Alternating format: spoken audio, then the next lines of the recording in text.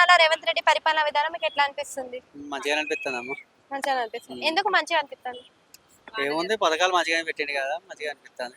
అంటే ఈయన ఇచ్చిన పథకాల్లో 6 గ్యారెంటీలు అని చెప్పిండు. 6 గ్యారెంటీల్లో మీకు ఎన్ని గ్యారెంటీలు అందినాయి? అందులో మీకు ఉపయోగకరమైనవి ఏవి? ఏదో బస్సు ఒకటే అందరికి అందితే తద్మాన్ని ఇంకా నార్మల్ కొంతమందికి వస్తున్నాయి, కొంతమంది రావట్లేదు. అంటే ఉచిత కరెంట్ అన్నాడు, రైతు రుణమాఫీ అన్నాడు, ఏమంటారు మహాలక్ష్మి పథకం అన్నాడు.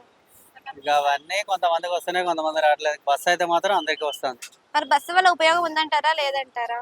కొంతమంది ఉపయోగం, పోయేటోళ్ళకి ఉపయోగం, పోయేటోళ్ళకి అంటే ఉపయోగం మీ లేదు. వరకు చూసుకుంటే మీ ఇంటి వాళ్ళకి ఉపయోగం ఉంటుంది కదా.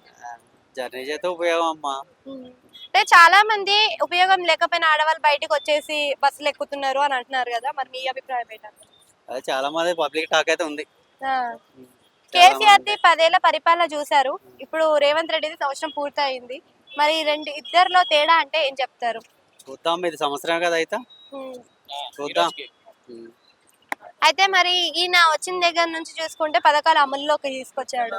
ఇంకొక విషయంలో కన్నా చూసుకుంటే కూడా హైడ్రా అని ఒక కొత్త సిస్టమ్ ని తీసుకొచ్చాడు కదా, దానివల్ల అసలు ఉపయోగం ఉందంటారా లేదంటారా హైడ్రా వల్ల? దాని వల్ల కొంత మంచిగా ఉంది, కొంత చెడు ఉంది అమ్మా. అంటే ఏ మేరకు మంచి ఉంది, ఏ మేరకు చెడు ఉంది అంటారు? ఏ వరకు అంటే కొంత కబ్జాలు కాపాడినందుకు అది మంచి. Thank you.